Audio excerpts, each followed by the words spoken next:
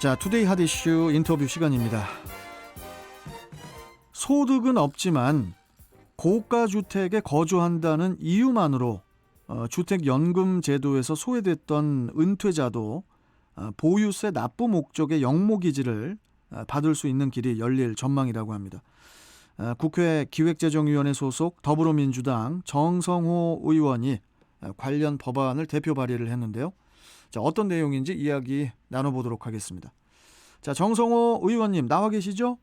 예, 안녕하세요. 정성호입니다. 네, 반갑습니다.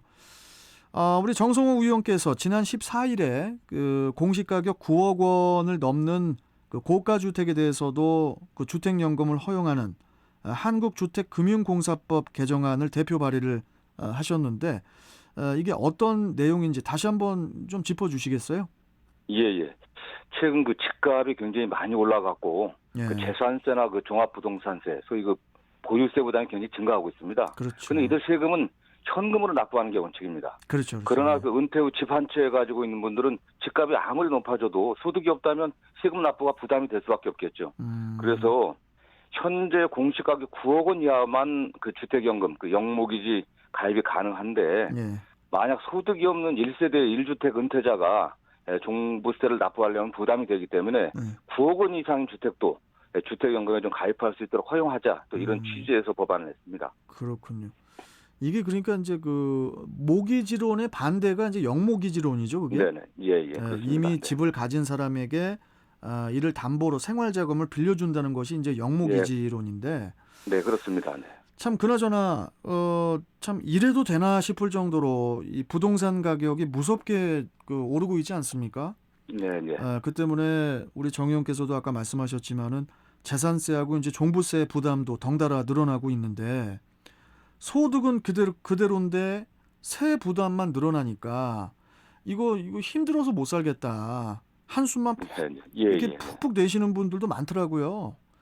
이 은퇴자들을 위해서라도 좀 그 세 조정이 필요하다고 생각이 들거든요.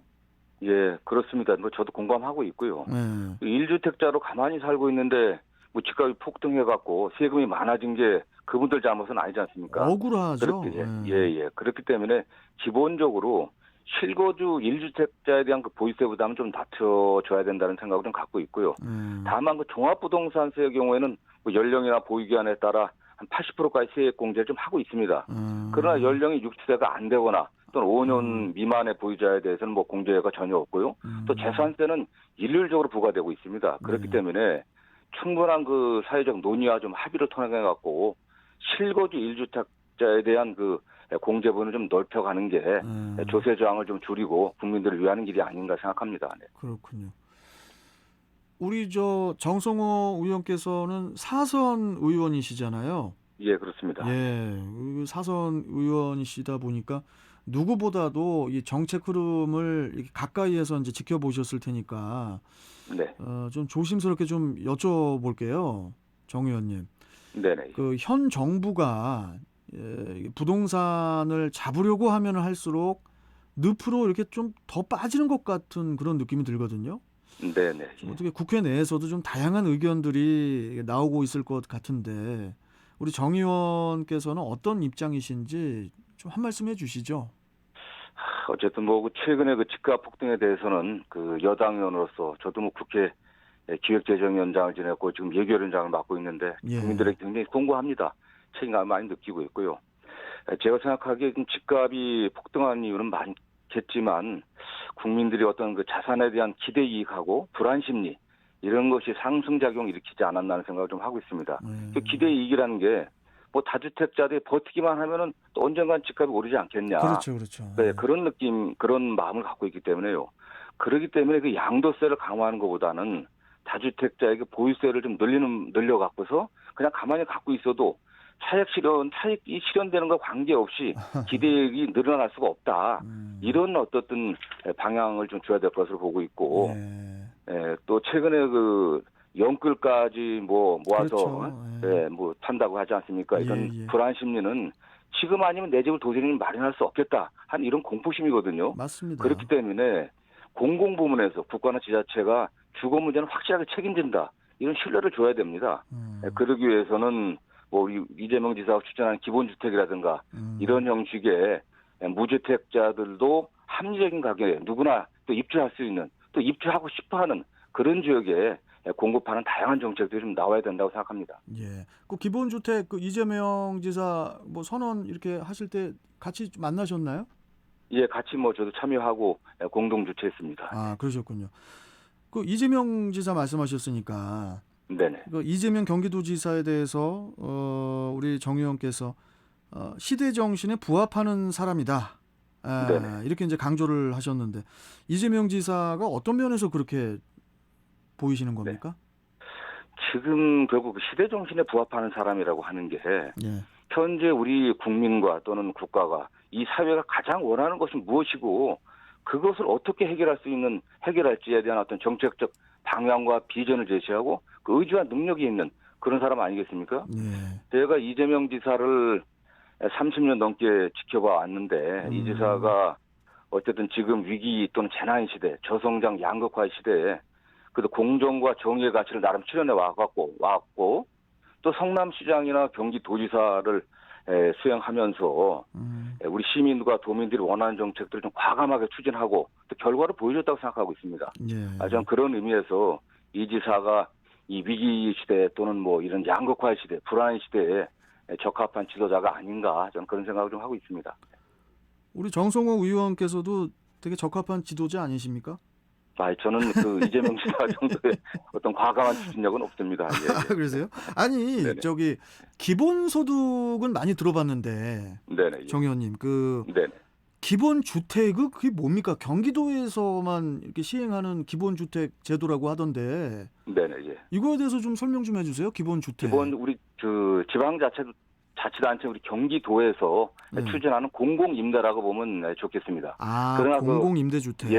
기본적인 공공임대 개념인데 예, 예. 그냥 그 주거와 직장이 일치된 그런데 사실은 주택을 공급해야지 예, 예. 그냥 뭐 주변에다가 멀리 직장과 떨어진 도심에서 멀어진 교통이 불편한 지역에다 주택 좀 안 되지 아니, 않겠습니까? 왜냐면은 그래도 그 직장에 네네. 가까운 데는 땅값이 또 저기 시내다 보니까 또 비싸서 그럴 수도 있는 거 아닌가요?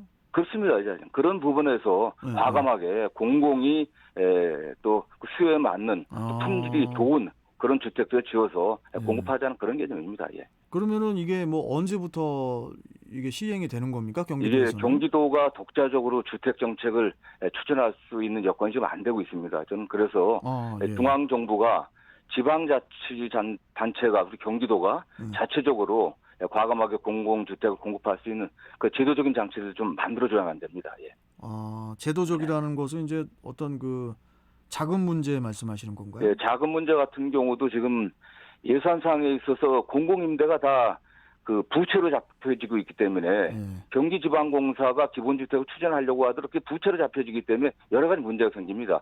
그러나 주택이 있고 토지가 있기 때문에 그걸 부채로 잡아주면 안 되거든요. 그리고 공공택지를 공급함에 있어서 예. 지금 뭐 택지개발촉진법 같은 그 관련 법에 의해 갖고서 지자체가 아무리 하려고 하더라도 중앙정부에서 대개 뭐 30% 이상은 공급을 하질 않고 있고 예. 통상적으로는 뭐 한 10%도 주질 않습니다. 그런 의미에서 공공택지를 지자체에 많이 공급해갖고 지자체가 주택을 공급할 수 있는 그런 장치를 먼저 만들어줘야만 됩니다. 그렇군요. 뭐 그러면 저 이재명 지사는 되게 그 정성호 의원한테 되게 잘하셔야겠어요. 왜냐면은 그런 건 아니고요. 네. 예산결산특별위원회 위원장으로 계시니까 네네. 예산을 또 잘 또 이렇게 또 해주셔야 또 경기도에서 또 기본주택 바로 또 추진할 수 있는 거 아니겠습니까? 네, 뭐 저 혼자 하는 건 아니고 많은 국회의원들이 어떤 이재명 지사의 정책에 공감을 하고 있습니다. 예, 알겠습니다. 자, 마지막으로 우리 정성호 의원님 그 지역 현안 이야기를 좀 해볼게요. 네네. 양주시 교외선 재개통 예산 확보를 하셨어요. 네. 이 교외선 운행의 의미와 함께 우리 양주 시민들이 반길 만한 또 다른 소식이 있으면 좀 추가적으로 좀 말씀 좀 해주시죠. 이 교회에서는 그 7, 80년대 그 대학생들의 그 추억의 장소입니다. 낭만철도이죠. 근데 이게 수익성이 없어갖고 한 15년 전쯤 운행이 중단됐는데요. 옛날에는 그게 참 철도가 많이 이용했는데 젊은이들이. 네, 그렇습니다. 일용 송피 지역이 그런 지역이었는데 예. 15년 동안 지역 주민들이 재개통 요구를 했지만 안 됐다가 제가 지난해 그 국회 그 예결특위위원장 맡으면서 지역 그 재개통 예산을 좀 확보를 했습니다. 이렇게 됨으로써 이게 의정부, 양주, 고향을 연결하는 경기북의 동서를 관통하는 철도를 놓게 됨으로써 지역 경제 발전에 도움이 상당히 될 거라고 보고 있고요. 또 경기도를 쭉 그 서울을 둘러싸고 있는 경기도에 순환철도를 연결할 수 있는 순환철도를 만들 수 있는 계기가 좀 된다고 보고 있고요. 우리 양주시 같은 경우는 지금 뭐 GTX 신호선도 들어오게 돼 있고 전철 7호선도 연장되고 있고 그다음에 여러 가지 국지도 사업들이 과감하게 지금 진행되고 있습니다. 예. 올해부터 전철 7호선 양주 연장 사업이 본격화되고 있기 때문에 양주의 그 2기 신도시인 옥정지구가 굉장히 활발하게 분양되고 발전할 것으로 보고 있고 예. 또 최근에는 양주의 또 은연 남면 지역에 군사보호 지역이 한 30만 평 정도가 해제됐습니다. 또 지역 발전에 전개가 될 것 같고 또 은연 남면에 또 산업단지, 또 양주 테크노밸리, 또 양주 역세권 개발들이 굉장히 본격적으로 좀 추진되고 있기 때문에 양주시가 경기북부의 어떤 교통이라든가 또 산업 발전의 중심지가 되는 그런 전기가 되는 해라고 생각합니다. 예. 자, 그나저나 뭐 우리 정성호 의원께서 발의하셨던 그 한국주택금융공사법 개정안, 정말 이 실거주 1주택자들을 보호하는 그런 이런 대책들이 좀 하나둘 이렇게 좀 마련이 좀 돼서 된다면 아마 부동산 정책 기조에 있어서도 좀 더 좋은 분위기가 또 형성이 되지 않을까 또 그런 생각도 들고요. 자, 앞으로 좀 계속 좀 수고해 주시고요, 정 의원님. 예, 네네. 예. 또 뵙도록 하겠습니다. 고맙습니다. 네, 열심히 하겠습니다. 예, 감사합니다. 예, 감사합니다. 자, 지금까지 정성호 더불어민주당 경기 양주시 의원과 함께 했습니다.